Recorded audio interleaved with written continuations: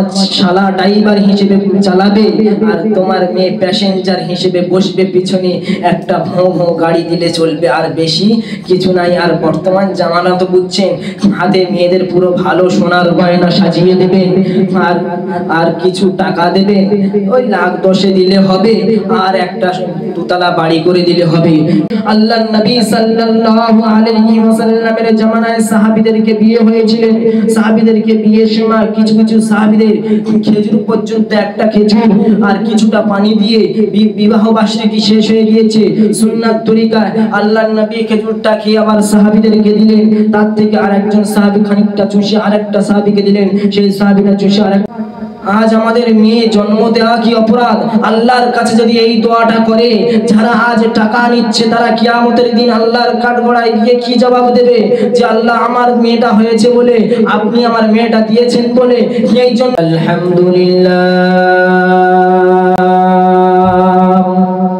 আলহামদুলিল্লাহিল্লাযী আরসালা রাসূলাহু বিল হুদা ودين الحق ليظهره على الدين كله ولو كره الكافرون।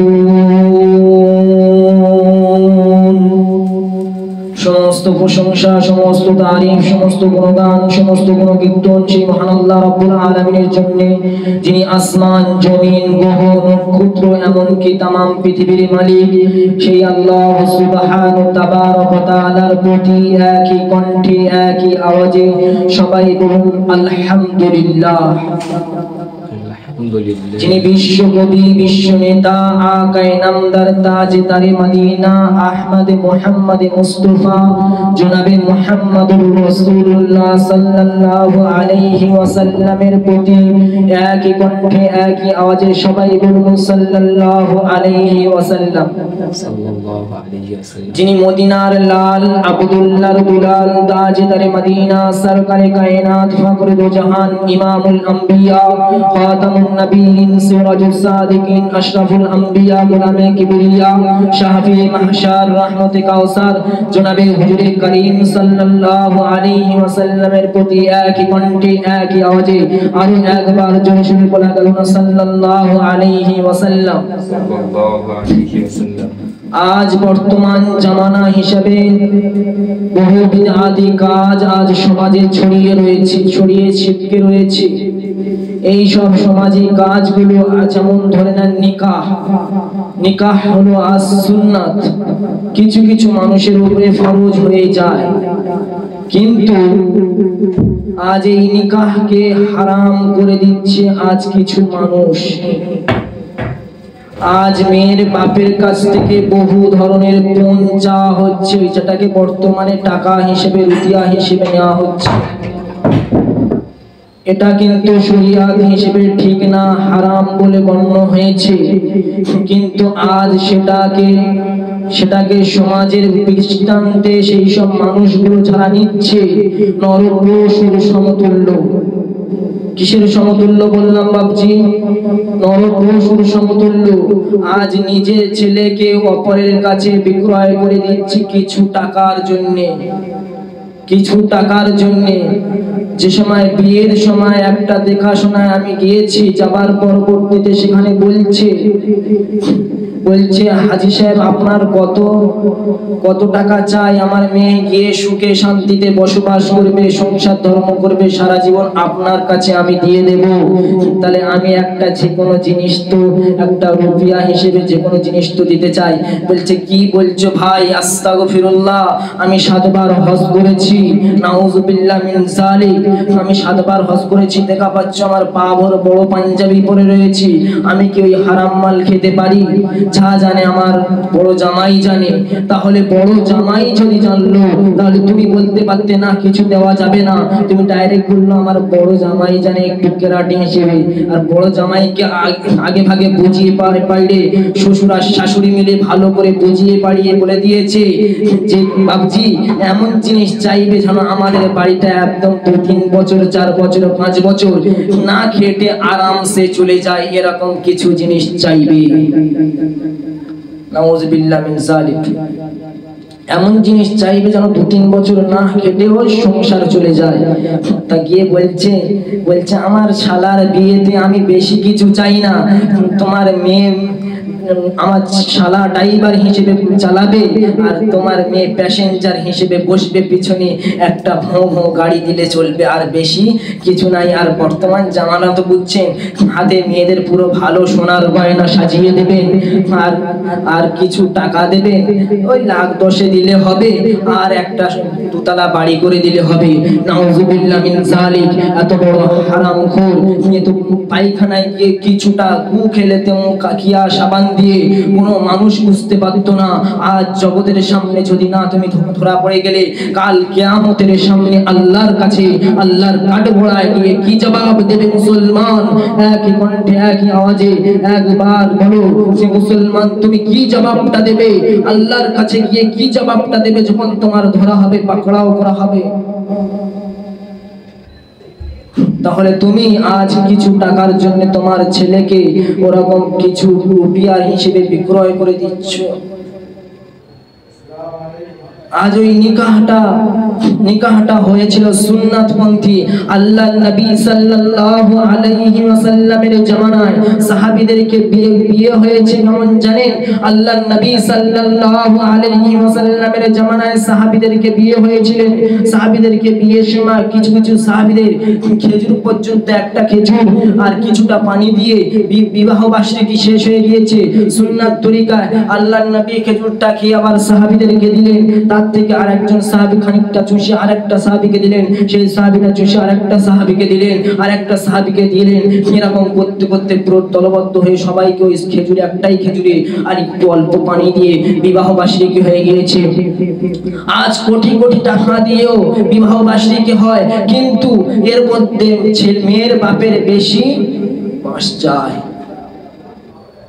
আজ সমাজে বলবে বাবুজি, বেশিরভাগ মেয়ের বাপেরা বলছে যে আজ আমাদের মেয়ে জন্ম দেওয়া কি অপরাধ?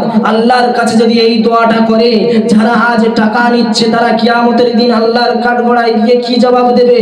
যে আল্লাহ আমার মেয়েটা হয়েছে বলে, আপনি আমার মেয়েটা দিয়েছেন বলে, এই জন্য করে এইসব বান্দাগুলো লুটপাট করে খাচ্ছে, এইসব মুসলমানগুলো আজ লুটপাট করে খাচ্ছে, পণ্য হিসেবে ছেলেকে বিক্রয় করে দিচ্ছে। আর মেয়েকে নিয়ে গিয়ে যদি মেয়ের বাপ যদি গরিব হয়, সময় যদি না দিতে পারে, সেই সময় মুসলমান তার মেয়েটাকে নিয়ে গিয়ে চাকর বানিয়ে খাটিয়ে রাখছো। কিন্তু তুমি একদিন বৃদ্ধ হয়ে যাচ্ছ, তুমি তোমার ছেলের কাছে ভাগের আশা করলেও তোমার বউ, তোমার ছেলের বউ যে ও তোমার সাথে সৎ আচরণ করবে না, সে সময় বলবে হুজুর একটা তাবিজ করে দাও, এই তাবিজ ঝুলিয়ে আমি আজ আমার ছেলেটা বউটা যেন আমার ক্যাপচারে থাকে। কিন্তু জীবনেও না, আল্লাহ তুমি তো দেখেছো, আর আল্লাহ তো সেই বিচারটা ঘুরিয়ে তো না, উনি তো বিচারটা করে দিয়েছে। মেয়েটাকে কিছু শোনার জন্য কিছু টাকা কম দিয়েছিল বলে, মেয়ের বাপ গরিব ছিল বলে, তুমি আজ তো মেয়েটার উপরে বিনা অন্যায় জুলুম অত্যাচার করেছো। কিন্তু আজ তুমি মেয়ের বাপকে জুলুম অত্যাচার করেছো, কিন্তু আজ তুমি ছেলের বাপ বুড়ো হয়ে গিয়েছো। ওই মেয়ের কাছে তোমার খেতে হবে, ছেলের ওর কাছে তোমার খেতে হবে, সে সময় তুমি ভাতের আশা করছো। কিন্তু জঘন্য ব্যবহারের হিসাব তুমি রেখে দাও, কেননা তুমি তো আজ শুরু থেকে তুমি তো পরিবেশটাই নষ্ট করেছো, ওই বাড়ির পরিবেশটা তুমি নষ্ট করেছো। আর তুমি বলছো হুজুর একটা তাবিজ করে দিলে ভালো হয় না, কিন্তু যেমন আশা করবে আজ যদি তোমার শাশুড়ি শ্বশুরের সাথে তুমি ভালো আচরণ করো, তোমার বউ তোমার ছেলে পুলে দেখে নিচ্ছে, তুমিও ভালো ফল পাওয়ার চেষ্টা পাবে। কিন্তু তুমি যদি তোমার শাশুড়ি শ্বশুরের কাছে খারাপ আচরণ করো, আমি বলে রাখতে পারি 100% গ্যারান্টি দিয়ে, ওই মেয়েটা যদি ভালো হয়, তোমার ছেলের বউ যদি ভালো হয়, তাহলে তোমার সাথে সৎ আচরণ করবে। যদি জঘন্য হয়, তাহলে তোমার সাথে এমন জঘন্য ব্যবহার করবে তুমি কিয়ামত পর্যন্ত ভুলবে না। মুসলমান আজ শুধু ছেলের বউর কাছে খাবার ইচ্ছা করে, কিন্তু পরিবেশটা আমরা আজ নষ্ট করে দিচ্ছি। আমরা মেয়ে মুসলমান এমন তো হও যে ছেলের বোর সাথে যেমন ভালো আচরণ করলে সে সময় তুমি ভালো ফল পাওয়ার আশা করবে, আর যখন তুমি ভালো ফল আশা করবে তখন তুমি নিশ্চয়ই পাবে। আল্লাহর রহমত থেকে তুমি তো নিরাশ হওনি বান্দা, তুমি তো তোমার স্ত্রীর সাথে তোমার ছেলের বোর সাথে তুমি তো ভালো আচরণ করেছো, নিকার সময় পৌঁছাওনি, সেই সময় সুন্নাত তৈরি হয়েছে। নিকাহ ও সুন্নতি ফালাইসা মিন্নি, নিকাহ হলো আল্লাহর নবীর জামানা থেকে সুন্নাত। কিছু কিছু পুরুষের জামানা থেকে ফরজ হয়েছে, কেন? তারা বেশিরভাগ খারাপ জেনার ভিতরে লিপ্ত থাকে বলে, খারাপ কাজের ভিতরে লিপ্ত থাকে বলে, জঘন্য ব্যবহারের ভিতরে লিপ্ত থাকে বলে, জবানের খারাপ ব্যবহারের ভিতরে লিপ্ত থাকে বলে, যৌবনের খারাপ ব্যবহারের ভিতরে লিপ্ত থাকে বলে, ওই জন্য করে তাদের উপরে নিকাহ করা ফরজ হয়ে গিয়েছে। কেননা আজ যদি আমার মা বোন যদি রাস্তার সামনে থেকে ঘোরাফেরা করে, ওই ছেলেটা যৌবনের খারাপ দৃষ্টান্তে দেখতে পারবে, দেখলে সেই সময় আমার মেয়ে আর ওনার ভিতরে লিপ্ত হয়ে গেল, আর ওই ছেলেটাও লিপ্ত হয়ে গেল। ওই জন্য করে ওর জন্য নিকাহ করা ফরজ হয়ে গিয়েছে। আজ মুসলমান তাহলে নিকাহ কিছু মানুষের উপরে ফরজ, কিছু মানুষের উপরে সুন্নাত, আর কিছু মানুষের উপরে মুস্তাহাব হয়ে যায়। কেন? উত্তম হয়ে যায়। কেন বলেন তো? আজ উত্তম হয়ে যায় এই জন্য করে যে সে কোনো দিক থেকেই করছে না, যে একদম ভদ্র মানুষ, ব্যবহার ও আচরণ খুব ভালো, আলহামদুলিল্লাহ। সেই সময় এক সময় তুমি সেই সময় আচার ব্যবহার যখন ভালো হয়ে যাবে, সেই সময় তুমি মনে করবে যে আমি আচার ব্যবহার ভালো, কোনো কিছু বাতিলের সামনে পিছনে গুনাহ করছে না। সেই মেয়ে ছেলেটা যদি বিবাহ বার্ষিকী করে তাহলে তার জন্য মুস্তাহাব একটা আমল করলো। আর যদি সুন্নাত পন্থায় করেন, আল্লাহর নবীর জামানা থেকে যেসব হয়ে এসছে সেই রকম পন্থায় যদি আপনি মুসলমান হয়ে যদি করেন, তাহলে আমি এই কথা বলতে চাই, তাহলে আপনি সুন্নাত একটা আদায় করলেন।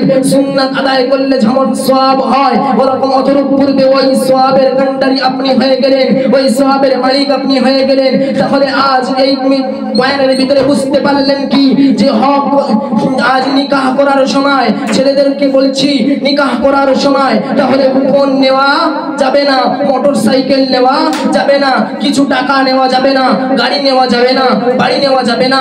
যদি শ্বশুর শাশুড়ি যদি খুশি হয়ে দেয় যে বাবা আমার অর্থ সম্পদ বহুত আছে, আমি তোমাকে খুশি হয়ে ফোনটা দিচ্ছি না, আমি তোমার খুশি হয়ে এই টাকাটা দিচ্ছি, তাহলে নেওয়া যাবে।